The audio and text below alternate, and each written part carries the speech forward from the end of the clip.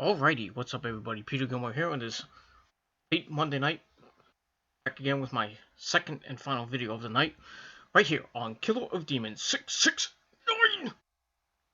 Thank you all for watching. Make sure you like this video, hit that subscribe button down below, and subscribe to all my other channels, which are down below in the description box. Follow me on Facebook, follow me on Twitter, share this video all over the internet, and tap that bell to turn on all my notifications so you never miss an upload. That's it. That's all you gotta do. Alright, ladies and gentlemen, on this Monday night, February the 10th, 2020, in the description box below is my video about WrestleMania 37 coming to Hollywood, California next year. So check that out. Might give my thoughts about that, so check it out. Share it with your friends on YouTube and Facebook, Twitter, Tumblr, Instagram, wherever you share videos. And leave a comment, leave a question or two or three or four.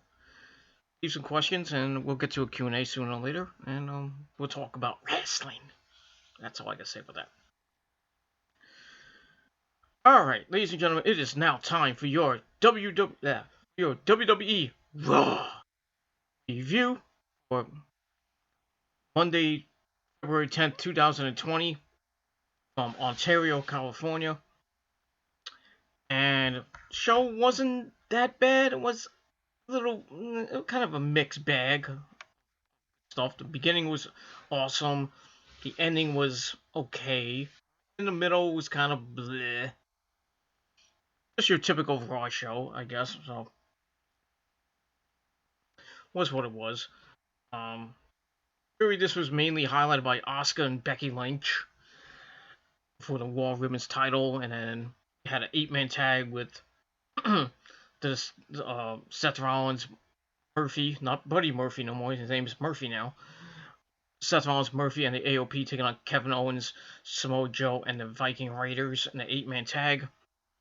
That was at the end of the show.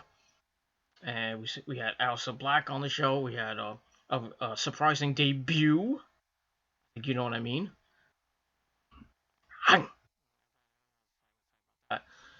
So let's start off the review. Let's not waste any more time. Let's get into it.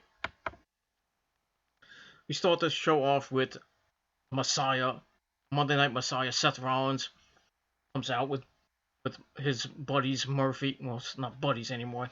His disciples Murphy and the AOP in the ring.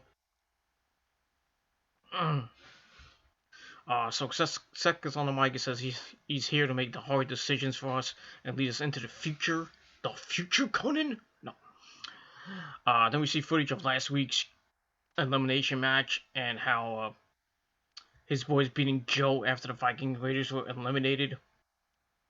And then he says his boys were clearly victorious, but Kevin and the Vikings cost him his title shot at Super Showdown 3. He says his patience is growing thin with them, and he's here to preach about unity. And then Kevin Owens comes out. Seth tells him not to get in over his head, or he'll end up like Samoa Joe, and that he is everyone's Monday Night Messiah. If you stand alone, you will fall alone. Sounds like a Godsmack song, but it is what it is. He says Kevin says Seth sounds stupid as hell, looks stupid as hell, and talks way too damn much. Well, that's true. Kevin just keeps fighting, and he's not alone. The Viking Raiders come out. And then Seth says he has a problem keeping partners upright. So Kevin's like, slapping the Viking Raiders around. And he's like, they seem to be okay to me. And he says, we're sick of you talking. So they rush the ring. We get a humongous brawl outside the ring. And then Seth Rollins is all by himself, and then Samoa Joe attacks him from behind, locks in the Coquina Clutch, and then referees and agents have to come out to separate them. So good hype for the main event of the night. So I gave it 2.5 out of 5 stars, and we'll see what happens in the 8-man tag team match coming up at the end of the show, and that's all I gotta say about that. So 2.5 out of 5 stars for that. Good stuff. Alright, then we have Asuka. Nobody is ready for Asuka. It's my dick. She comes out, starts ranting in Japanese.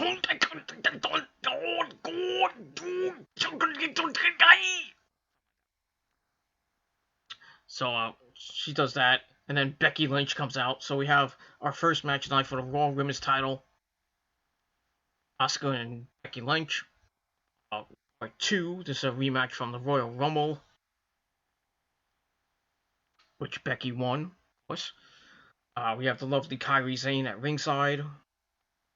And match was pretty good. This is a pretty good match. This was better than the first match. As always, usually second matches are better than the first match, or sometimes, but it is what it is. So they start off working some counters, and Asuka takes control, some ground and pound. Also up with a shoulder tackle. Becky fires back. They trade until Becky takes her down. Asuka gets to her feet, but Lynch hits a shoulder tackle. Kairi distracts her as Asuka knocks Lynch to the floor as we go to break. And we come back. Asuka's beating up Becky, ground and pound. Then Becky fights to her feet, but Asuka cuts her off. But Becky keeps firing back with some clotheslines, a dropkick, and then covers for a near fall. Then they trade back and forth again, and Asuka clears off for a near fall. Then she hits a knee strike and a sit-out Fisherman's Buster for a near fall. I thought it was the Rampage by Paige. Somebody must have taught her that move, Paige. So she gets a near fall out of that. Becky dumps Asuka to the outside, takes out Kairi Sane, but Asuka attacks her on the floor.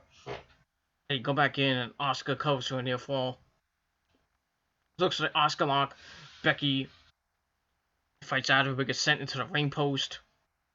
Becky then fights back, locks on the disarmer and the ropes, and they go on the apron. Asuka fires back. Lynch hits a DDT on the apron. Ow. So we go to another break. We come back. They go up top, and Asuka hits a superplex for a near fall. And then Becky fights back, powers up, and slams her way out and covers for a near fall. Goes to the ropes, misses the leg drop. And Asuka locks in the Asuka lock. Lynch counts into a cradle for a near fall. Then they trade a bunch of near falls. And then Becky hits the Uranagi, or the rock bottom, as I called it, on Asuka. And Asuka is done. So Becky retains the belt in a pretty good match. I gave 3.25 out of 5 stars. Very well done. And with a pretty good 20-minute match. It wasn't that bad. So Becky retains, and she goes on her merry way. But afterwards, Shayna Baszler comes out, makes her debut on Monday Night Raw, even though she debuted in that NXT Invasion back in the Survivor Series. Her main debut is what it is. She comes out, attacks Becky Lynch from behind, knocks her in the Kirifuda clutch. Then she takes out her mouthpiece, and then she picks up Becky and goes, bites the crap out of her neck, blood spewing out of her mouth. So Shayna Baszler is trying to do her best True Blood impersonation. I think True Blood's coming back, you know? Maybe it's coming back. Shayna Baszler's gonna be a zombie. Well, you could say a zombie, or a vampire. You know. So, we saw some blood, motherfuckers. Blood, motherfuckers. The Attitude Era is back. No. So, Becky's screaming, my neck, my neck. So we got that. So that was pretty interesting. So I give the Aftermath 3 out of 5 stars. So Shayna makes her debut, and now you start the road to Becky versus Shayna at WrestleMania, most likely. It's not going to be at the Elimination Chamber. I don't think it should happen at the Elimination Chamber. I think it should happen at WrestleMania. That's a better matchup for them. Maybe have Shayna earn her spot by putting her in the Women's Elimination Chamber match, if they decide to do that. Shayna faces somebody for the number 1 contenders spot. Maybe like Shayna faces Natalya, or Shayna faces Ruby Riott, or something like that. Some jabroni, and she just beats the crap out of him, knocks in the Kirifuda clutch, breaks her arm, and goes her merry way. But it was nice. It was sick, but it was nice at the same time. So yeah. So True Blood on True Blood and meets The Walking Dead on Monday Night Raw. So get that. So that was pretty good. So I gave that, like I said, 3 out of 5 stars for that. All right, then we get the Street Profits coming out, doing their usual crap, and they're running down Mojo Rawley, who comes out with Riddick Moss. So we have a tag team match player, and this match lasted 45 seconds. Filler match. So yeah, this was a waste of time. Started with Angelo Dawkins beating up Mojo to start until Mojo cut him off, tags in Riddick Moss, which was a bad idea. The Street Profits double team, and then they hit the Frog Splash finisher to finish him off, and that was that. So I gave that 1 out of 5 stars. Then the show started going downhill. What was that? I really didn't give 2 shits about that, because I don't like the Street Profits at all. And that was that. Afterwards, Mojo gets pissed off. He picks up Riddick Moss and is like, "What are you doing? What happened?" Blah blah blah. And then out of nowhere, Riddick Moss cradles up Mojo with a 1921 Schoolboy and wins the 24/7 title. Go figure. So a jobber wins the 24/7 belt. You know, it could have been Heath Slater, but you know, it is what it is. So yeah, Riddick Moss is the 24/7 champion. I could care less, and that's all I say about it. All right, then we go to the back. We see into the parking lot. We see Becky Lynch being taken to an ambulance. She's about to go in, and then she kicks the door. She kicks the door in, and says, "I don't want to go." Says, "You're not taking me to the hospital. I'm gonna drive myself to the hospital." So she basically steals the ambulance as referees and is like, "No, where you going?" So yeah, Becky's going to a local medical facility, hospital, and we'll see what her status is at the end of the night. See what happens with that. So I gave that 2 out of 5 stars. All right, then we get to a segment with MVP, who, you know, I guess he signed a contract with WWE because he appeared at the Royal Rumble, appeared the night after the Royal Rumble, lost to I forgot who he lost. Lost to Rey Mysterio. Now he's got his own talk show, the VIP Lounge. So he comes out and he's not falling. So comes out, Drew McIntyre is his guest.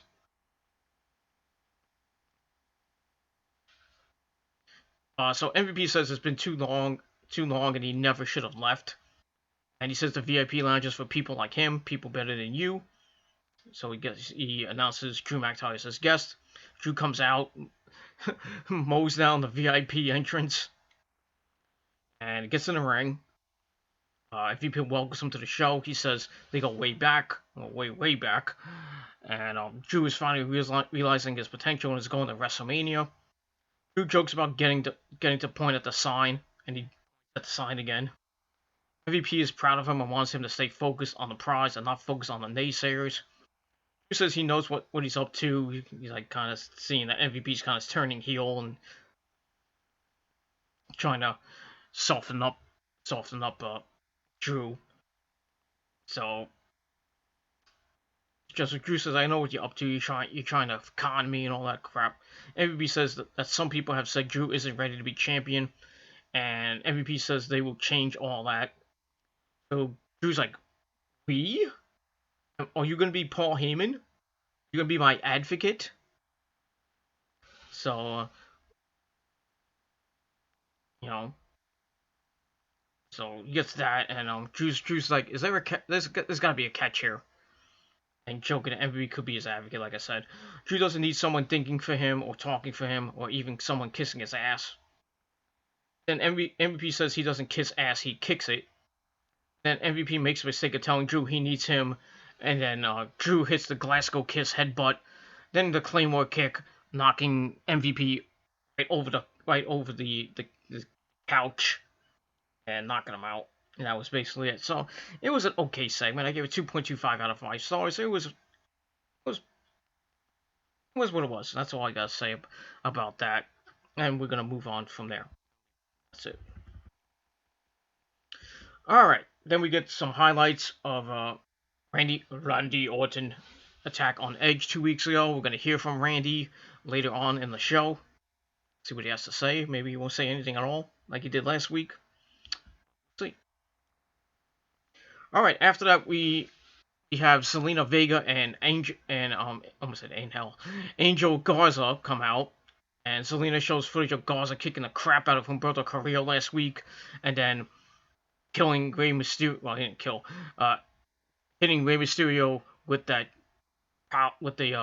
DDT on the exposed floor, and supposedly Rey is suspended, or Rey is going to get suspended. I don't know for what. Maybe violating this policy. I don't know if that's true or not. Hearing it from you know who. Don't believe that crap. But I don't know. I think Rey is just gonna be out for a while. I don't think he's suspended. I think he's just gonna be out selling the attack on by Angel Garza. So he's gonna be out and for a while. Maybe he comes back and teams with Andrade. I don't know. I doubt that, but or he teams up with Humberto Carrillo, and then and when Andrade comes back, he'll see that Zelina Vega got a new client, so he'll kind of be a little bit jealous at first, and then eventually they're gonna form like this Latino stable. And then you get Angel Garza, you get Andrade, you got Zelina Vega, who's not really Latino, but she's Puerto Ricano, but she's hot. So I don't know what they're gonna do over the next week or two. See how this leads up to maybe a tag match at Nation Chamber or a tag match at Mania. Mask versus hair. I don't know. We'll see what happens with that. All right, then we get to actually so Zelina Vega's in the ring with Garza, and she says that Garza is a man's man, but also a ladies' man. I don't know what that entails. Maybe Zelina has a thing for Angel Garza, even though he's married and he's getting married and she's married. Mr. Aleister Black might have to say something about that. That's what I think. So she says no woman in the world can resist him. I doubt that. And then Humberto Carrillo arrives and he attacks Angel Garza, and security and referees have to break them all up. So they send Humberto to the back. And then we get Angel Garza versus Cedric Alexander, we haven't seen in a while. Match was lasted about 2.5 minutes. Garza attacks at the bell off of the distraction from Zelina Vega, and then he grounds and pounds Cedric. Cedric counters out and follows with a Hurricane Rana and some strikes, follows with a flurry of attacks and a dropkick. And then they go to the floor. Angel cuts him off, and Alexander cuts him off and slams him into the ring steps. They go back in, Cedric flies into a super kick, and then Garza rips his pants off, and then hits the wing clipper to finish it off, and that's all I gotta say about that. So Angel Garza gets the win. Match gave 2 out of 5 stars. Garza continues to roll on Monday Night Raw. He's undefeated so far, and we'll see what happens. Him being with Zelina Vega is pretty good. I don't know how they're gonna play. Like I said, I don't know how they're gonna interplay that with Andrade coming back at the end of the month by Super Showdown 3, but we'll see what happens. It might work out well for them. Let's see. So that's it. So 2 out of 5 stars for that. Alright, then we get highlights of the Charlotte versus Rhea Ripley feud. We're gonna hear from Charlotte and Rhea Ripley later on. Actually, we hear from Rhea Ripley right now. She's interviewed by Charlie Caruso. And she isn't waiting for Charlotte to answer. And on Sunday, she faces Bianca Belair. She faces Bianca Belair for the NXT Women's title and probably will win. Then Sarah Logan comes in. Of all people, Sarah Jobber Logan. She arrives, just like, hell are you? And then she walks off, and Sarah's like, what? So, yeah. So Sarah Logan of Main Event fame He's basically jobber, lower jobber duty now. So I thought we were gonna get Rhea Ripley versus Sarah Logan coming up later, but we didn't get that. So I gave the segment 2 out of 5 stars. That was that. Blah blah blah blah blah blah blah blah. Then we get an interview with Sarah Schreiber with Lashley and his wife Lana. Interviewed, and Lana says that they love each other so much. Ugh, make me want to vomit. She says Ricochet got lucky and stole her Bobby's title match at Super Showdown against Brock Lesnar. Lashley says it says he isn't a scrawny kid looking for a dream, and he says Ricochet won't even make it to Super Showdown. So we'll see what happens in their match coming up a little bit later, and that's it. And we move on. So I give that 2 out of 5 stars. So you're getting the theme here. That's all. It's all blah blah blah blah blah. All right, then actually we did get a Sarah Logan Rhea Ripley match. Sarah calls her out, and we get the match. The match lasted 40 seconds. So there's your second squash match of the week. So Charlotte arrives to look on, and then Rhea just beats the crap out of her. She beats the crap out of her, hits the riptide, and Sarah Logan falls to the mighty Rhea Ripley. And that was it. So I give that 1.5 out of 5 stars. We get that. So thanks for coming, Sarah Logan. And then after the match, Rhea gets on the mic and demands Charlotte's answer. And Charlotte says that Rhea may not even be champion after Sunday, so maybe a foreshadowing. So maybe Charlotte getting involved in that match, maybe costing Rhea the belt, and maybe giving it to Bianca Belair. I really think it shouldn't happen. I think Bianca should be. Rhea should be Bianca Belair. Keep the NXT Women's title, go to Mania, and then beat the crap out of Charlotte for it, and keep the belt. Because if they really go with Bianca Belair as the NXT Women's Champion, it's not gonna be a long title reign. I think maybe Io Shirai might get the belt after that, because Io and Bianca have a little bit of a feud going on. They were tag partners and they turned their backs on each other, so you can go that route. Maybe you can have Bianca Belair and Tegan Nox, which I really don't want to see that much. I would think Io Shirai should be the next champion if Bianca gets the belt. Should be Io, or maybe it be I don't know. I don't know. Like I said, I don't know. They could go in. I would say Mia Yim. I think Mia Yim could be a good NXT Women's Champion. Then again, they could go any which way. Maybe Candice LeRae. But I'd rather have Rhea with the belt. Rhea with the belt going into WrestleMania, into NXT Takeover of Tampa Bay, and having her defend the belt the night before, and then she fights the day after. She fights whoever decides to go for the belt at the show, and then the next night she faces Charlotte. So that's it. So we'll see what happens with that. Going into this Wednesday night's edition of NXT, the go home show before Takeover Portland. We'll see what happens if Charlotte returns to NXT, or she appears on the Tron or something like that. Let's see what happens. That's all I gotta say about that. We move on. Alright, then we go to Ricochet versus Bobby Lashley. We hear from Ricochet before the match. He says he's never backed down from a fight, and being WWE Champion has been his dream for 17 years. He says the match with Brock is the biggest of his career, and no one will stop him from that. He says, like, you may beat me down, I'll limp to the match, I'll crawl to the match, but I'm still gonna have the match, and I'm still gonna lose. So, yeah, I think Brock will have a little bit of problems with him, as he always does with people that are smaller than him, like Finn Balor, like Daniel Bryan, like AJ.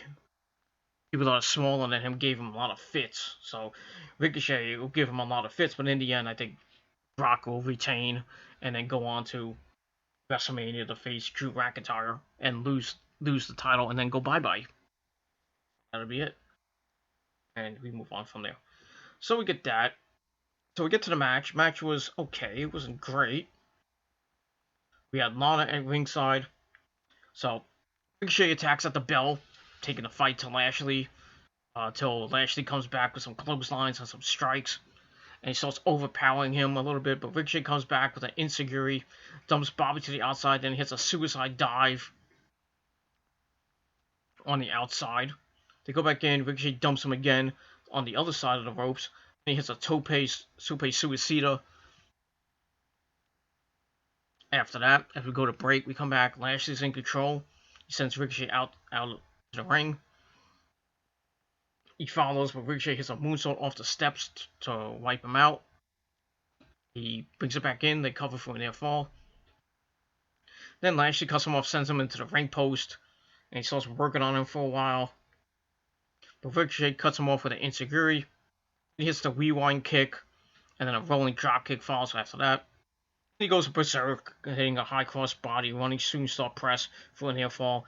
Lashley comes back, hits a sick-looking spine buster. I'm like, and he follows with some body shots, takes Ricochet up top. Ricochet counters out, lands on his feet, follows with the shotgun dropkick in the corner. Bobby Lashley's in the launch pad, and he goes up, and Ricochet hits the 630 onto Bobby Lashley. 1, 2, 3. Ricochet picks up the win, gain a little bit more momentum for himself going into Super Showdown in a couple weeks. So it was a pretty decent match. I gave it 2.5 out of 5 stars. Giving Ricochet the win was good. Having him lose would have been kind of dumb. But really, I kind of agree with Bobby Lashley. It should have been Lashley versus Brock Lesnar at Super Showdown, because it would have been more of a challenge for Brock. Then maybe Brock could beat Bobby Lashley, but I don't think he would have anyway. And he could have done the title change there, and then Drew McIntyre faces Bobby Lashley, and then Drew wins the belt. So you have a rotating hot potato with the belt. And that's all I gotta say about that. So we'll see what happens with Ricochet next week on the program. And all that, I gave 2.5 out of 5 stars, and that's it. Alright, we go to break. We come back with Randy Orton and his monotonous voice. And comes out, says he owes us all an explanation. He says what he did to Edge hurt him more than it hurt us. And then Matt Hardy comes out.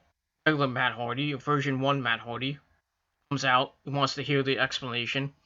He says Orton likely wonders why he gives a damn about Edge. They have history, and there was a time that no one hated Edge more than him. They were best friends. The crowd was chanting "Lita, Lita, Lita." The whole thing with Matt Hardy being fired, and then he comes back, starts beating up Edge when Edge and Lita were starting that whole romantic thing, and then Matt Hardy comes back. They had that boring match at SummerSlam, which I think Edge won, that street fight, which Edge beat the crap out of Matt Hardy. And that was that. So he says they were young, passionate kids living their dreams. They did and revolutionized the ladder match. They invented TLC, which will be a staple of WWE forever until somebody else makes something else better than that, which they probably won't. They stole the show at Mania. That was a few years ago. Not a few years ago, but a long time ago. Together, and that means something to him. When Edge had to retire, the hate left. He and Edge are very similar, and he couldn't imagine if this was taken from him. Edge would talk to him about what ifs, and he finally returned in a miraculous fashion, and Orton took that from him. So he's like, what the hell is wrong with you? And then they start brawling, and out of nowhere, Orton hits the Gilmore Kata, bang! Or the RKO, whatever you want to call it. And Orton then goes outside, gets a chair, a couple of chairs, and then the referees come out, and they tell him not to do it. And then Orton hits the concerto on Matt, just like he did to Edge 2 weeks ago. So looks like they've written off Matt Hardy. So that was the last time we're gonna see Matt Hardy. So I guess he's going to AEW, and maybe he might be, if not Christopher Daniels, he might be the Exalted One of the Dark Order. But we shall see what happens with that. So I gave all that 2.5 out of 5 stars. A pretty good segment. A little bit of good kind of off the script stuff a little bit with Lita and the TLC matches and all that other stuff. But at least, it was good. Matt and Randy put on a good segment, and that was all that matters. So that's it. All right, then we got an interview with Ruby Riott asking why she attacked Liv Morgan last week. She says she attacked Liv because they were best friends, and she knows the real Liv. She can try to sell the new Liv, but she isn't buying it as Liv is a follower, and she put it back in her place. So that basically was that. That was it. I was surprised that Liv Morgan was on the show, like attacked her from behind and beat her up in the back, but I'll probably see that next week. But yeah, so this continues the storyline of Liv Morgan and Ruby Riott. They'll probably have a match, maybe at Elimination Chamber or on Raw sometime in the future, but we'll see what happens with that. So I gave that 2 out of 5 stars, and that was basically it for that. And I'm gonna move on from there. That's it.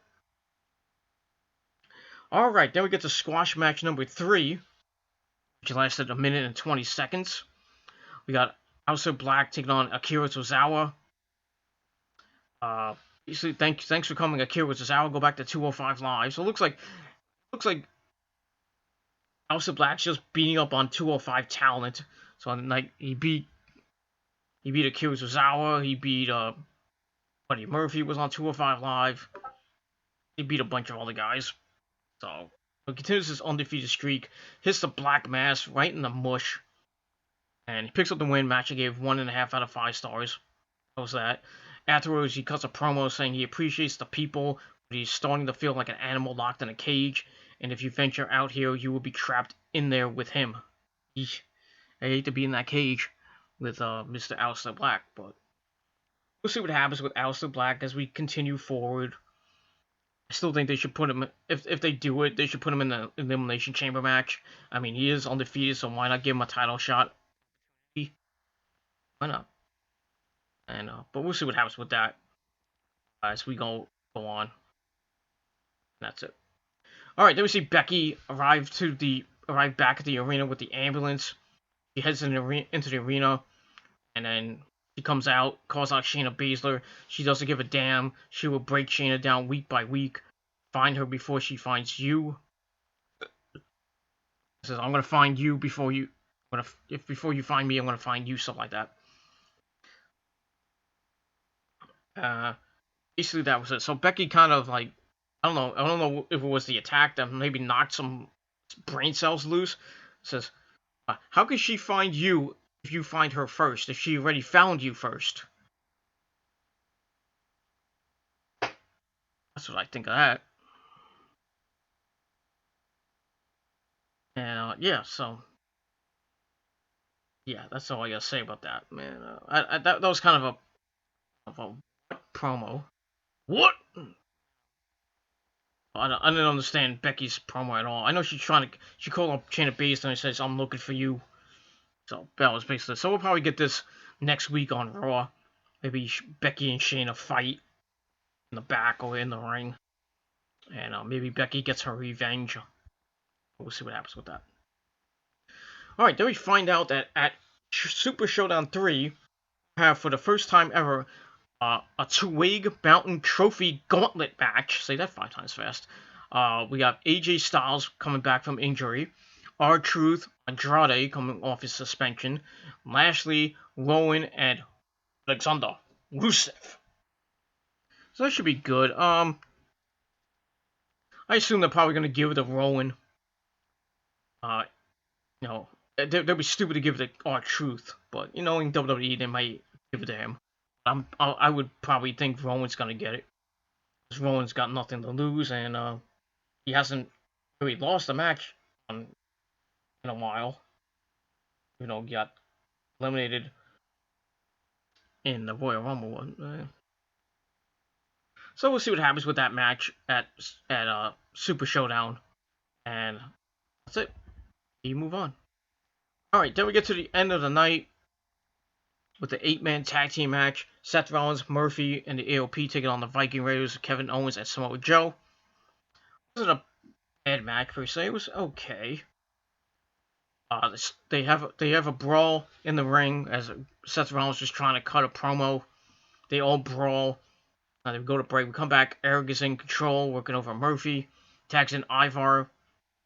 And then Joe comes in. So they're working over Murphy for a little bit. And then Ivar and Eric follow with some double teams, cover for a near fall. Murphy tags in Akam, takes control, and then Razor comes in. They double team Eric for a near fall. Seth comes in for some work. And they're really taking over on Eric for a while. Eric battles back, tags in Ivar, who runs wild, sends Murphy out of his boots. Really, but twists him around. Then Kevin Owens comes in, works over Akam. Then he hits a top rope swanton for a near fall. Akam cuts him off, through some ground and pound. Razor tags in, they ground and pound Kevin for a while. And he dumps Kevin to the outside. They go back in, they get a cover for a near fall. Murphy tags in, he beats up Kevin. Eventually Kevin fires back, but he gets cut off as Murphy tags back in. Grounds some things, Kevin fights to his feet, fires back and hits a desperation DDT on Murphy. Then eventually gets the hot tag to Samoa Joe, who goes nuts and works over Seth Rollins. Then the Viking Raiders take out the AOP. He joined Joe and followed with dives on the outside and all back in. Joe hits a Uranagi on Seth for a near fall. And then all out chaos happens. And then everybody's hitting big moves left and right. Kevin heads up top, falls with a dive onto everybody on the floor. Everybody's going nuts in stands and everything. While that's going on, Joe locks in the Coquina clutch, but Murphy comes in. Joe chokes him out. And it looked like Joe was about to win the match. Murphy was tapping out, but the referee was dealing with Seth Rollins on the outside. Excuse me, not with the AOP on the outside. And then Seth Rollins comes in from out of nowhere, hits the curb stomp on Kevin Owens, on Samoa Joe, and Murphy just draped his arm around Joe. 1, 2, 3, they pick up the win. So another win for the disciples of Seth Rollins. Continues this feud that probably will never end. And Kevin Owens and Samoa Joe are having problems beating these guys. Like every week, they can't beat them. So I don't know where this is gonna go. If they're gonna do this match all the way to Super Showdown 3, where they finally beat the disciples of Seth Rollins, and I don't know. But Seth Rollins and company continue to dominate, and really, Kevin Owens and company can't find an answer to beat them. So it was a decent match. I gave it 2.5 out of 5 stars. And that was that for your Monday Night Raw review. And that's it. So, thank you all for watching. I know I kind of stuttered a little bit. I've been dealing with a lot of shit today, so emotionally and physically, but it is what it is. But I'm okay. So that's it. So, thank you all for watching. Make sure like this video, hit that subscribe button down below on this channel and all my other channels down below. Friend me on Facebook, follow me on Twitter, share this video all over the internet, and tap that bell, turn on all my notifications so you never miss an upload. And that's pretty much it. So, final rating for Monday Night Raw, 6.5 out of 10 stars. It was pretty decent for what it was. A lot of people maybe gave it a 6, maybe a 5. That's your opinion. And if you have any wrestling questions, put it down below in the comment section of this video, or on or you can send your questions via Facebook or Twitter, or on my next video, or 2 or 3, or whatever comes up your way. But send in lots of wrestling questions, so hopefully we can get to a Q&A sooner or later. And that's pretty much it. So that's it. Thank you for watching. Check out my WrestleMania 37 video in the description box on the Peter Gilmer YouTube wrestling channel.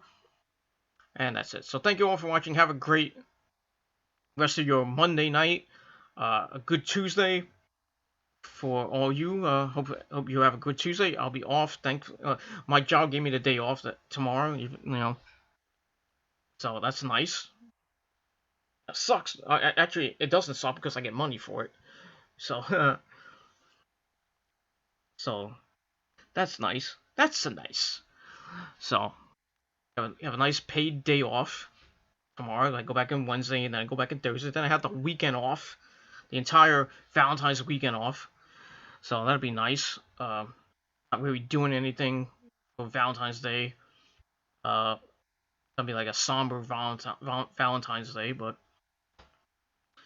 I don't want to go into it because I just don't because I'll start. Yeah, I'm not gonna go into it. But that's all I gotta say about that. Eventually down the road maybe I'll talk about what happened. But if you follow me on Facebook, I think you might know. But I didn't put anything up. But if you followed me on Facebook over the last couple of days, you might know. But that's all I gotta say about that. Nothing wrong with that. And we move on. So that's it for Monday Night Raw. 6.5 out of 10 stars. Leave me your thoughts and questions down below. And continue to smash that subscribe button, slap the taste out of that like button, and hit that notification bell like crazy. And you don't miss out on any videos I do on this channel or any one of my other channels. And that's it. So thank you for watching. I'm out. Peace, bitches.